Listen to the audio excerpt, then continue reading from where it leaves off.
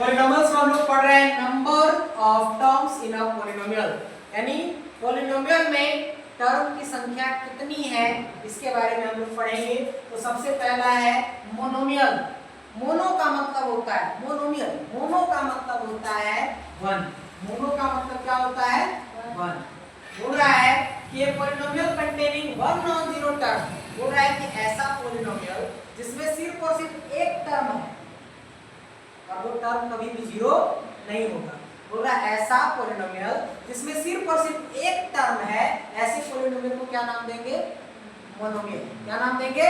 Monomial. और ये monomial जो है सिर्फ और सिर्फ कोई नंबर भी हो सकता है या कोई वेरिएबल भी लिख सकते हैं, यानी A to Z के बीच कोई भी अल्फाबेटिकल वैल्यू जो होगा वो भी क्या हो जाएगा? मोनोमियल। अगर सिंगल लिखे हैं तो, या 1 से लेके इनफिनिट तक कोई भी नंबर लिखेंगे वो भी क्या हो जाएगा? मोनोमियल। यानी मोनोमियल जो होता है वो सिंगल नंबर भी लिख सकते हैं, कोई अल्फाबेटिकल वैल्यू भी लिख सकते हैं, या कांस्टेंट और वेरिएबल को आपस में गुणा करके भी लिख सकते हैं। जैसे देखिए ये सिर्फ और सिर्फ क्या लिखा हुआ है? नंबर लिखा हुआ है। ये भी क्या है? नंबर है, यानी मोनोमियल है कि नहीं? एक ही टर्म है ना।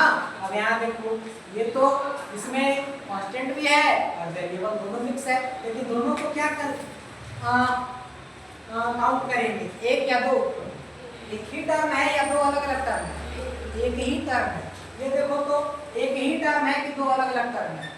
एक ही टर्म है। यानी ऐसा पॉलिनोमियल जिसमें सिर्फ और सिर्फ एक टर्म मौजूद होता है उसको क्या नाम देते हैं? मोनोमियल। और मोनोमियल जो होता है उसमें सिर्फ और सिर्फ कोई नंबर भी मौजूद रह सकता है, यानी कांस्टेंट नंबर भी मौजूद हो सकता है, या कोई वेरिएबल टर्म भी ले सकते हैं, या कांस्टेंट और वेरिएबल को आपस में मल्टीप्लाई करके भी कोई सिंगल टर्म बना के लिख सकते हैं। कोई दिक्कत है? अगला है बाइनोमियल। बाई टर्म है वो बाई। बाई का मतलब कितना होता है? 2। बोल रहा है ऐसा पॉलिनोमियल जिसमें कितने टर्म मौजूद होते हैं? 2। कितने टर्म? 2। देखो तो यहाँ 7 + 9x, एक टर्म और एक टर्म। कितना टर्म हो गया? 2 टर्म। अब जब भी 2 टर्म लिखेंगे तो उसके बीच में कुछ तो साइन देंगे, या तो प्लस या तो माइनस, कुछ तो देंगे। यानी ऐसा पॉलिनोमियल जिसमें कितना टर्म? देखिए एक टर्म, 2 टर्म।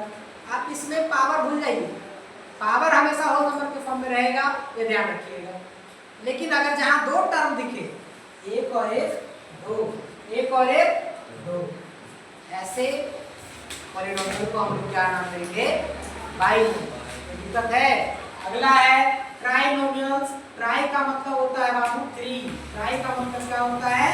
3। ऐसा पॉलिनोमियल जिसमें कितने टर्म्स मौजूद होते हैं? 3। ऐसा पॉलिनोमियल जिसमें कितने टर्म मौजूद होते हैं?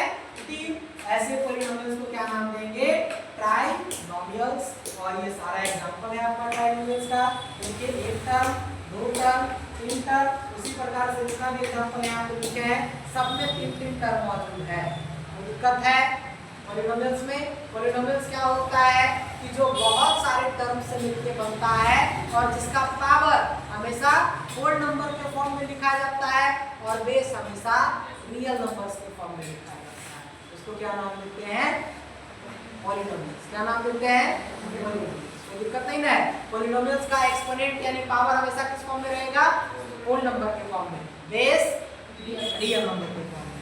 कोई दिक्कत नहीं ना है?